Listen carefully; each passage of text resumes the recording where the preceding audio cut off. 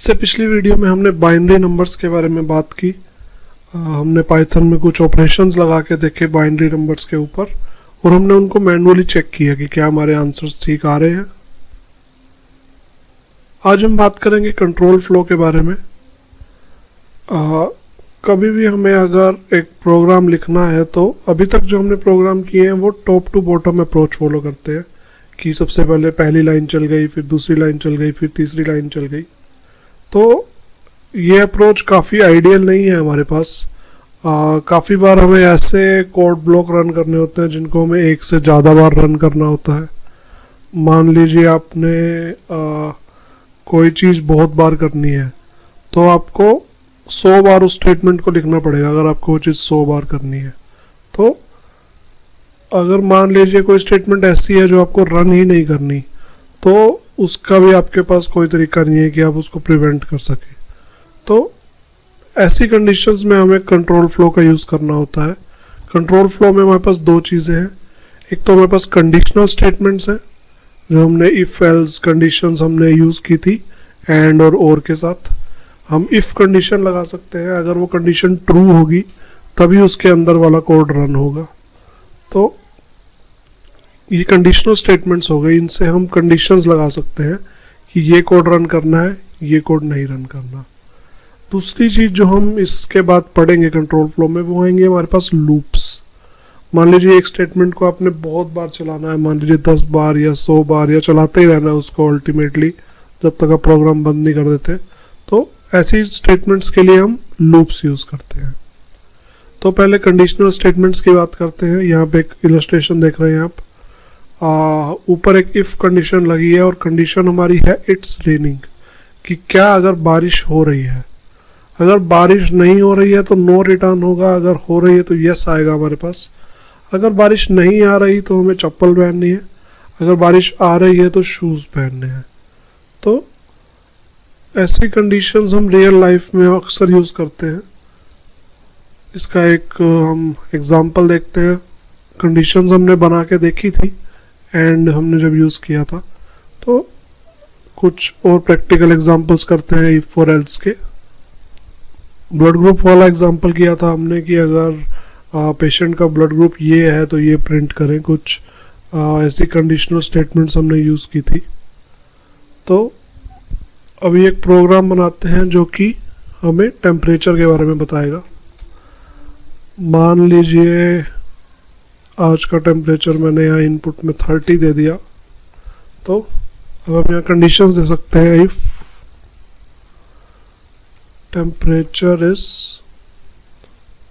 Less than 0 तो इसके बाद हमें कॉलन लगाना होता है। जब हम एंटर मारेंगे तो अपने आप इंडेंटेशन आ जाएगी। इसका मतलब है कि जो हम कोड लिख रहे हैं वो इस इफ वाले ब्लॉक के अंदर है। तो मान लीजिए मैं यहाँ लिखता हूँ एक प्रिंट स्टेटमेंट। तो जब ये इफ वाली कंडीशन ट्रू होगी तभी ये प्रिंट स्टेटमेंट हमारी चलेगी। It's very cold. अब अगर हमें एक इफ लगाया है, इसके बाद हम चाहते हैं कि जो बाकी वाले इफ्स हैं वो इंटरप्रेट ना हो, तो हम इफ के साथ एल इफ लगा सकते हैं, यानी कि ये एल्स इफ होता है। अगर मैं आपको डिफरेंस बताऊंगा इसके बाद। अगर मैं यहाँ पे इफ लगाता तो क्या डिफरेंस आता। मान लीजिए मैं यहाँ एक टेम्परेचर का बनाता हूँ। अगर टेम्परेचर 0 से ज़्यादा है एंड, जैसे हमने एंड स्टेटमेंट वहाँ पे पढ़ी थी, ये दोनों कंडीशन ट्रू होंगी तभी ये चलेगा। अगर टेम्प 0 से तो ज़्यादा है लेकिन 30 से कम है या 20 से कम है, प्रिंट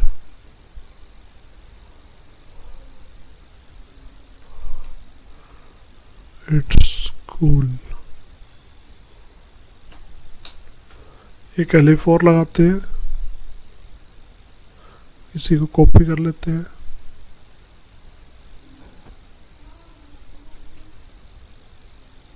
मैं वहाँ पर कॉलन लगाना भूल गया। तो अब यहाँ हम रेंज दे देते हैं 20 डिग्री से 40 या 45 डिग्री के बीच की। अब यहाँ पर प्रिंट करा देते हैं।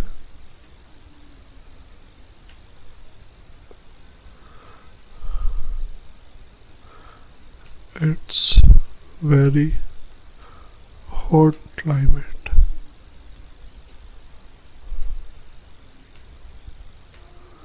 तो अब अगर इस प्रोग्राम को मैं रन करता हूँ तो वेरिएबल में हमने 30 ऑलरेडी पास कर रखा है। इसको मैं डेस्कटॉप पर टेम्प के नाम से सेव कर सकता हूँ, टेम्प। तो प्रोग्राम हमारे पास रन हो गया। तो वो कह रहा है it's a very hot climate, क्योंकि 30 डिग्री हमारा 20 डिग्री और 45 डिग्री के बीच में था, तो सिर्फ ये वाला जो एलिफ था वो ट्रिगर हुआ। अब मान लीजिए मैं यहाँ पे अगर सारे इफ्स लिखता, पहले एलिफ की बात करते हैं। मान लीजिए अगर सबसे पहली कंडीशन हमारी ट्रू हो जाती, मान लीजिए टेम्परेचर -4 होता, तो इट्स वेरी कोल्ड उसने दिखा दिया।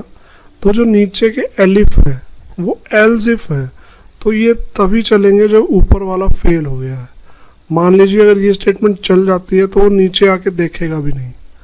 मान लो मैं यहाँ पे फिर से एक वो लगा देता हूँ, मैं यहाँ पे एक इक्वल ही लगा देता हूँ, एक एलिफ लगाते हैं जो कि चलना चाहिए कायदे से। मैं यहाँ लिखूँगा टेम्प इक्वल टू -4। अब मैंने बिल्कुल सही स्टेटमेंट लिखी है।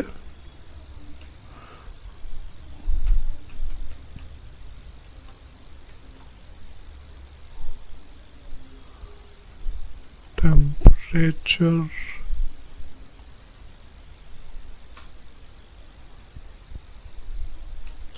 इज -4।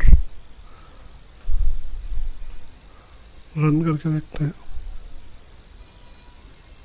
मैं यहाँ पे कॉलन लगाना भूल गया।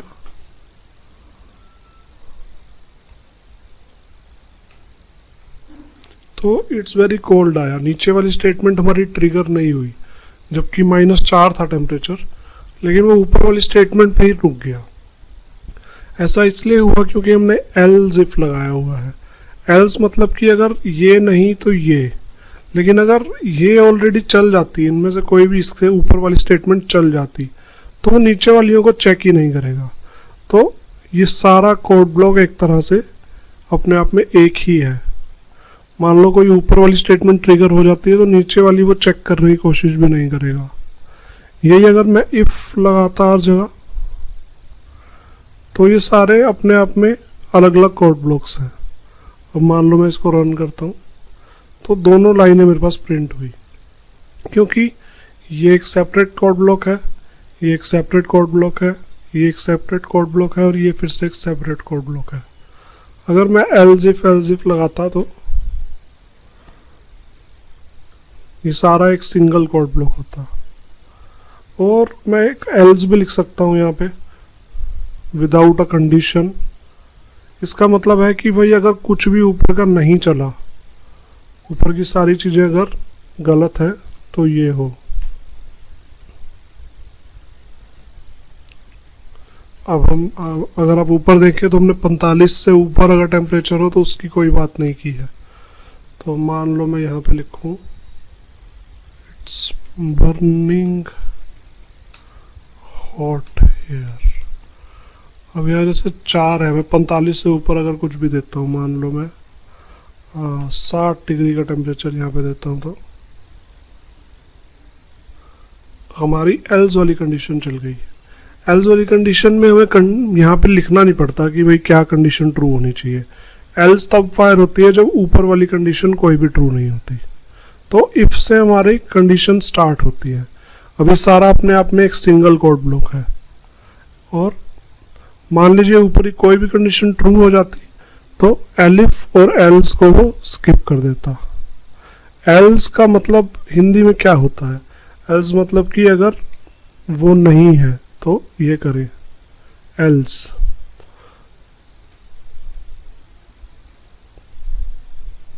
इसके बाद की बात करते हैं। कंडीशनल के बाद हमारे पास लूप्स आते हैं। लूप्स हम तब यूज़ करते हैं जब हमें एक स्टेटमेंट एक से ज़्यादा बार रन करनी हो। हमारे पास 3 तरह के लूप्स हैं, फॉर, वाइल और डू वाइल। तो इनको भी हम प्रैक्टिकली करके देखें तो ज़्यादा बेटर रहेगा। लूप्स हम इसलिए यूज़ करते हैं अगर हमें एक स्टेटमेंट एक से ज़्यादा बार चलानी है। तो फॉर लूप की बात करते हैं। फॉर लूप का सिंटैक्स कुछ ऐसा होता है, फॉर आई इन, हमारे पास एक रेंज फंक्शन होता है जो नंबर्स की एक लिस्ट रिटर्न करता है। मान लो यहाँ पे एक रेंज दे दो आप 5 की, इसको भी कोड ब्लॉक को स्टार्ट करना पड़ता है कॉलम से। तो जो कुछ भी इस फॉर के अंदर लिखा होगा वो इतनी बार चलेगा जब तक कि इस लिस्ट के सारे एलिमेंट ख़त्म नहीं हो जाते।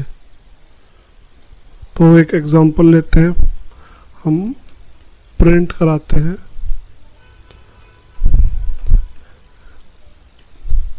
एक स्ट्रिंग प्रिंट कराते हैं।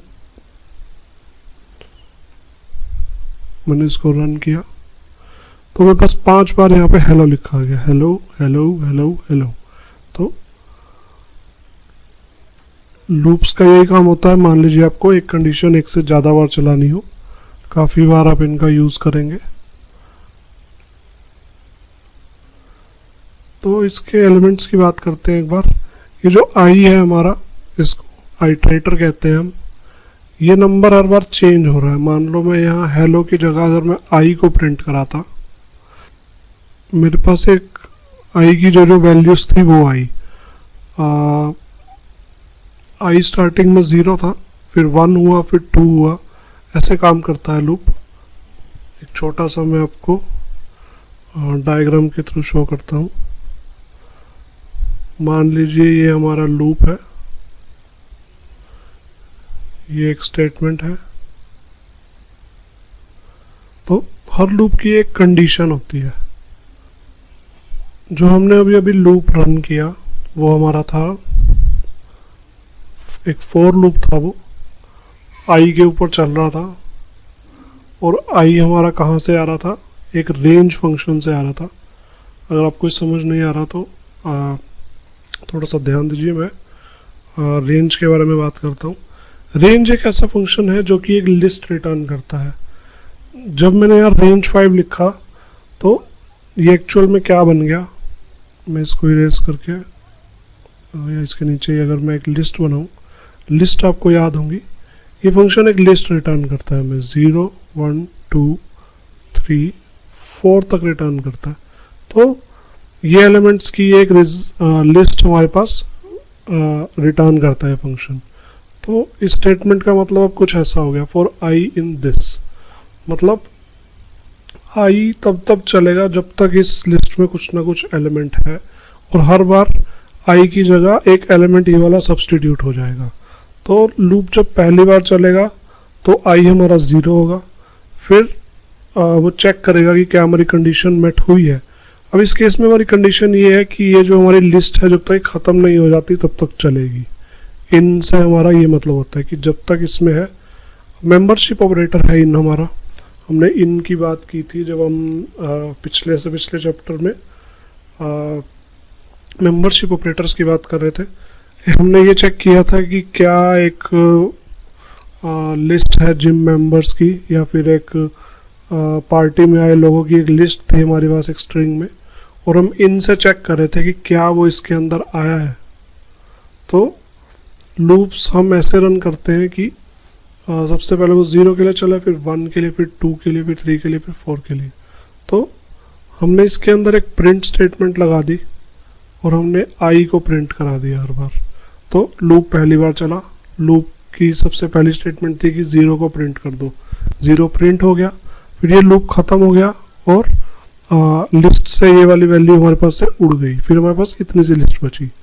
फिर हमने 1 को प्रिंट कराया, फिर लिस्ट ने दोबारा चेक किया कि क्या लिस्ट ख़त्म हो गई है, लिस्ट ख़त्म नहीं हुई, तो फिर उसने 2 के लिए चलाया, 2 को फिर प्रिंट स्टेटमेंट ने प्रिंट किया, फिर उसने दोबारा चेक किया कि क्या हमारी लिस्ट ख़त्म हो गई, फिर दोबारा से कंपाइलर ने कहा कि नहीं 3 और 4 अभी बाकी है। फिर उसने ऐसे ही 3 को प्रिंट किया, फिर चेक किया कि क्या लिस्ट ख़त्म हो गई है। फिर उसने एक बार 4 को प्रिंट किया, फिर उसने चेक किया कि क्या लिस्ट ख़त्म हो गई है। अब लिस्ट ख़त्म हो गई है तो पूरा फॉर लूप हमारा फिनिश हो गया और हमारी स्क्रीन पर 5 नंबर्स लिखे आ गए, 0, 1, 2, 3 और 4। तो लूप खत्म हो गया। अब इसके आगे वाली स्टेटमेंट चलनी शुरू हो जाएंगी। तो इसके कुछ और एग्जांपल्स देखते हैं। हम इस कोड ब्लॉक के अंदर कुछ भी लिख सकते हैं। मान लीजिए आपको फ़ोन नंबर्स जनरेट करने हैं बहुत सारे। मान लीजिए आप एक टेलीकॉम कंपनी है, आपने बहुत सारे फ़ोन नंबर जनरेट करने हैं, 1000 फ़ोन नंबर्स आपको चाहिए। और यहाँ पर हम एक स्ट्रिंग देते हैं, या फिर 1000 हमारी स्क्रीन में फिट नहीं होंगे, हम 10 नंबर्स के लिए एक लेते हैं। प्रिंट करते हैं हम एक, हमारे नंबर का हम जो प्रीफिक्स है वो प्रिंट करते हैं। मान लीजिए हमारा नंबर है 94162678 अब इसके बाद मैं अपेंड करा देता हूँ आई को। तो हमारे 9 डिजिट ये हो गए, 10वां डिजिट हमारा रेंज फंक्शन से आएगा। मान लीजिए मैं इसको रन करता हूँ तो मेरे पास 10 फ़ोन नंबर आ जाएंगे। ओके, कॉन्कैटिनेशन में हमारे पास क्या होता है, जैसा कि हमने स्टार्टिंग में देखा था, हमारा सबसे पहला एरर हमने यही स्टडी किया था, टाइप एरर्स होते हैं हमारे पास। ये एक स्ट्रिंग है। अब हमें तो ये दिख रहे हैं कि इसमें सारे नंबर्स हैं, इसमें अल्फ़ाबेट्स भी तो मैं लिख सकता था। अब कंप्यूटर को ये नहीं पता कि ये स्ट्रिंग के अंदर मैं एक नंबर कैसे ऐड करूं। हमारे पास 2 ऑप्शन है इस प्रॉब्लम से निपटने के लिए। या तो हम एक str फंक्शन इसके ऊपर लगा सकते हैं, मतलब हम i को str में कन्वर्ट कर सकते हैं, यानी कि स्ट्रिंग में कन्वर्ट कर सकते हैं रियल टाइम में। अब अगर मैं इसको रन करूँगा तो मेरे पास यहाँ पे आउटपुट आ गया, 10 फ़ोन नंबर्स आ गए, 0, 1, 2, 3, 4 ऐसे मेरे पास 10 फ़ोन नंबर आ गए। या फिर इसका एक हल और ये था कि मैं यहाँ पर एक इस वाले को इंट में कन्वर्ट कर दूँ। अभी आपको ठीक तो लग रहा होगा, लेकिन ये एडिशन करेगा। ये लास्ट वाला डिजिट में यहाँ पे हमारे पास एडिशन कर देगा। ये 4 के अंदर एक चीज़ बढ़ा देगा, ये 9 डिजिट नंबर के अंदर 1 ऐड कर देगा, फिर 2 ऐड कर देगा। ये कॉन्कैटिनेशन नहीं करेगा, ये एडिशन करेगा। एक बार सोच के देखिए इस बार। ये मान लीजिए 84 है, 84 में 0 ऐड करेगा। तो रन करके देखते हैं एक बार से, हमारा एक्सपेक्टेड आउटपुट नहीं आएगा यहाँ पे। ये देखिए 4 पे हमारा ख़त्म हो गया, 0 ऐड हुआ। फिर अगले वाले में 5 में इसने एक वैल्यू ऐड कर दी, मतलब ये 9 डिजिट का नंबर रिटर्न कर रहा है। हमने ऐसा नहीं सोचा था, ये नहीं चाहते थे हम। तो एक्चुअल में इसका एक सोल्यूशन और है, मैं इसके आगे अगर 0 लगा देता हूँ तो उसके बाद इसको रन करता हूँ तो हमारा एक्सपेक्टेड आउटपुट आएगा। मैथमेटिकली आप ये चीज़ एक बार सोच के देखिए। स्ट्रिंग्स में हम कॉन्कैटिनेट कर रहे थे, लेकिन अगर हम नंबर्स को ऐड करेंगे तो वो एडिशन कर रहा है हमारे पास। तो 0 लगाने से हमारी प्रॉब्लम भी सॉल्व हो सकती थी। तो आप टाइप कास्टिंग कर सकते हैं। अगर आपने इंट में करनी है तो आप इंट फंक्शन कॉल कर सकते हैं स्ट्रिंग के बाहर की तरफ। मान लीजिए आपको एक इंट को स्ट्रिंग में कन्वर्ट करना है तो आप आई के बाहर स्ट्रिंग फंक्शन कॉल कर सकते हैं। ये हम इसलिए कर रहे हैं ताकि हमारा टाइप एरर रेज ना हो। अब हमें यहाँ 0 की जरूरत नहीं है, नहीं तो 11 डिजिट का नंबर आ जाएगा हमारे पास। तो ये एक तरीका है आपका लूप्स को यूज़ करने का। लूप्स की भी हमारे पास और भी टाइप्स होती हैं। इसके बाद हमारे पास वाइल लूप है। मैं दोनों के डिफरेंस के बारे में एक बार बात करता हूँ आपसे। हमारा फॉर लूप कुछ ऐसे काम कर रहा था। ये हमारा फॉर लूप हमने ऐसे लिखा था, यहाँ पे हमारी कंडीशन थी, एक लिस्ट हमने ली थी जिसमें काफ़ी सारे एलिमेंट्स थे। फिर इसके अंदर ही हमारा लूप ख़त्म हो जा रहा था। यहाँ पे हमारी स्टेटमेंट्स थी। हमारा इतना सा था फॉर लूप। अगर हम वाइल लूप की बात करें, वाइल लूप हम तब यूज़ करते हैं जब हमें यहाँ स्टेटमेंट्स के अंदर ही कंडीशन स्पेसिफाई करनी हो। इंक्रीमेंट यहाँ पे होता है हमारा, यहाँ पे हमारी कंडीशंस कुछ अलग तरह से लगती है, हम वो इन वाला कीवर्ड यूज़ नहीं करते। एक छोटा सा एग्जांपल देखते हैं, ऐसे डायरेक्टली आपको शायद समझ ना आए। उसी पिछले वाले प्रोग्राम को हम वाइल लूप से करके देखते हैं। इसको मैं कमेंट कर देता हूँ हैश लगा के। तो वाइल लूप में अगर हम सेम चीज़ करना चाहें तो हमारा कुछ ऐसा रहेगा। वाइल हमें यहाँ पे एक नंबर भी बाहर डिफाइन करना पड़ेगा, i = 0। जब तक हमारा i 10 से कम है, i में एक बढ़ाते जाओ। सिंपल लॉजिक है। और ये वाली प्रिंट स्टेटमेंट आ जाएगी हमारे यहाँ पे। फॉर लूप हमारा सारा काम कर रहा था, कंडीशन चेक करने की भी, रेंज जनरेट करने का काम भी फॉर लूप कर रहा था। तो अगर आपको कंडीशन आपको ढंग से पता नहीं है कि भाई क्या रहेगी, या फिर थोड़ा और कंट्रोल चाहते हैं अगर आप अपने लूप पे, तो आप वाइल लूप यूज़ करेंगे। अगर आप इन दोनों लूप्स को देखें तो बिल्कुल सेम चीज़ हो रही है दोनों में। वो लेकिन हमारा 2 लाइंस में ख़त्म हो गया। यहाँ हमने 4 लाइंस लिखी है। सबसे पहले हमने एक वेरिएबल डिक्लेयर किया है, इसको हम इनिशियलाइजेशन भी बोलते हैं। इनिशियलाइजेशन। फिर ये हमारा लूप है विद कंडीशन, क्योंकि हमारी i <10 हमारी कंडीशन है। इसको हम कहेंगे इंक्रीमेंट, क्योंकि हमारी जो कंडीशन में नंबर में इंक्रीमेंट हो रही है वो यहाँ से हो रही है। और ये हमारी एक्चुअल स्टेटमेंट है जो हम चलाना चाहते हैं। फॉर लूप को मैं मिटा देता हूँ अगर आपको कंफ्यूजन हो रही है। अब अगर मैं इसको रन करूँगा तो सेम आउटपुट आएगा मेरे पास, लेकिन क्योंकि हमने इंक्रीमेंट पहले कर दी है तो हमारा 1 से शुरू हुआ है और 10 तक गया है।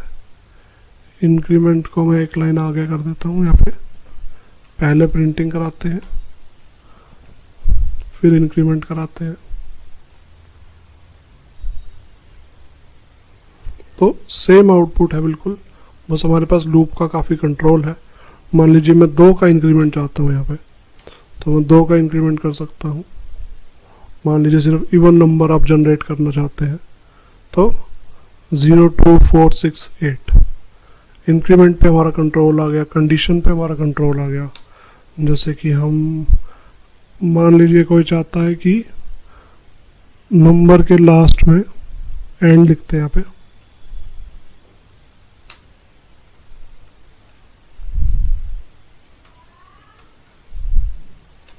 And I is not equal to 8। तो ये कंडीशन नहीं चलेगी अगर हमारा लूप में i 8 के इक्वल हो जाएगा। मान लीजिए आप ऐसे नंबर जनरेट करना चाहते हैं जिनके आखिर में 8 ना आए, तो वाइल लूप में आपके पास ज़्यादा कंट्रोल रहता है आपके लूप के ऊपर। अभी देखिए मेरे पास 4 नंबर जनरेट हुए, जब वो 8 वाले की बारी आई उसने प्रोग्राम यहाँ पे स्टॉप कर दिया। इसके बाद डू वाइल लूप की बात करते हैं। डू वाइल लूप थोड़ा सा मेन्यू ड्राइवन एप्लीकेशंस के लिए यूज़ करते हैं हम। मान लीजिए हमारा वो टेम्परेचर वाले प्रोग्राम की हम बात करते हैं। मान लीजिए ये हमारा प्रोग्राम था, तो वाइल लूप हमारा एक बार तो चलेगा ही चलेगा। मान लीजिए कंडीशन फॉल्स भी होगी तब भी एक बार वो जरूर चलेगा।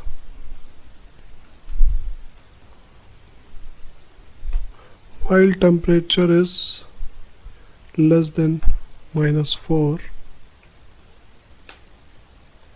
मैं इस सारे को वाइल लूप के अंदर डालता हूँ। सारे को मैंने सिलेक्ट किया और इसको इंडेंट दे दिया टैब दबा के, तो ये सारा कुछ वाइल लूप के अंदर आ गया।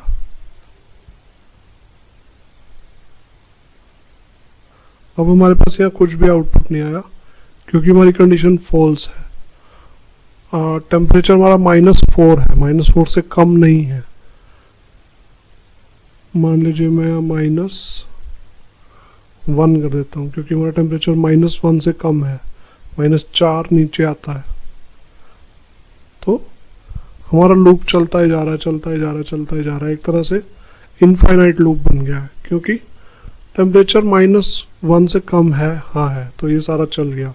फिर उसने चेक किया -1 से कम है, हाँ बिल्कुल है, तो वो माइनस होता ही जा रहा है, होता ही जा रहा है, होता ही जा रहा है, और ये हमारी कंडीशन कभी भी फॉल्स नहीं होगी। तो ये प्रोग्राम हमेशा ही चलता रहेगा। ऐसे प्रोग्राम्स को रोकने के लिए आप Ctrl+C दबा सकते हैं, इनफाइनाइट लूप में जो आपके प्रोग्राम्स फंस जाए। तो इनफाइनाइट लूप्स भी हमारे कई बार काम आते हैं। कुछ प्रोग्राम्स होते हैं जैसे आपकी ATM मशीन है। ATM मशीन में आप एक इनफाइनाइट लूप लगाएंगे कि जब ट्रांजैक्शन ख़त्म हो जाए तो सब कुछ फिर से चालू हो जाए। मतलब एक बंदा सिलेक्ट करेगा कि कैश विड्रॉल करना है, ठीक है, उसका कैश विड्रॉल हो गया तो प्रोग्राम फिर से रीस्टार्ट करना है हमें। तो ये हम एक डू वाइल लूप के अंदर लगा सकते हैं। मान लो मैं यहाँ पे डू लिखता हूँ तो भी जो कंडीशन है वो एक बार तो रन होगी ही होगी। तो अगर हमारी जो कंडीशन है वो मान लीजिए फेल हो जाती है और हमारा कोई इंक्रीमेंट या डिक्रीमेंट का ऑप्शन नहीं है हमारे पास, तो इनफाइनाइट लूप बन जाता है हमारे पास। ओके, इस छोटे से डेमो को देखते हैं एक बार। हमारा टेम्परेचर भी -4 है और टेम्परेचर पे हमने ग्रेटर देन -4 लिखा हुआ है। थोड़ा चेंज करते हैं बेटर अंडरस्टैंडिंग के लिए। मान लीजिए हमारा टेम्परेचर 0 है और हमारा वाइल लूप तब चलेगा जब टेम्परेचर 0 है, तो कंडीशन ये हमेशा ट्रू रहेगी और कोई इंक्रीमेंट इंक्रीमेंट इसके पास नहीं है। इनफाइनाइट लूप की बात करते हैं। मान लीजिए टेम्परेचर हमारे पास 5 है और मैंने कंडीशन भी वाइल की यही लगाई है कि टेम्परेचर इक्वल टू 5 है। तो अगर मैं इसको भी रन करता हूँ तो ये मेरे पास चलता ही जा रहा है, चलता ही जा रहा है। ऐसा इसलिए हुआ क्योंकि ये एक इनफाइनाइट लूप है। टेम्परेचर 5 है और वाइल की कंडीशन भी यही है कि टेम्परेचर 5 है और नीचे हमने कोई इंक्रीमेंट नहीं किया कि टेम्परेचर हमने एक बढ़ा दिया हर लूप के बाद या फिर घटा दिया। तो टेम्परेचर हमेशा 5 ही रह रहा है और टेम्परेचर शुरू से 5 ही था, तो हमेशा कंडीशन ट्रू होते जा रही है और हमारा ये इट्स कूल वाला जो कोड ब्लॉक है वो बार बार ट्रिगर हो रहा है। तो इनफाइनाइट लूप्स के कुछ फ़ायदे भी होते हैं हमारे पास।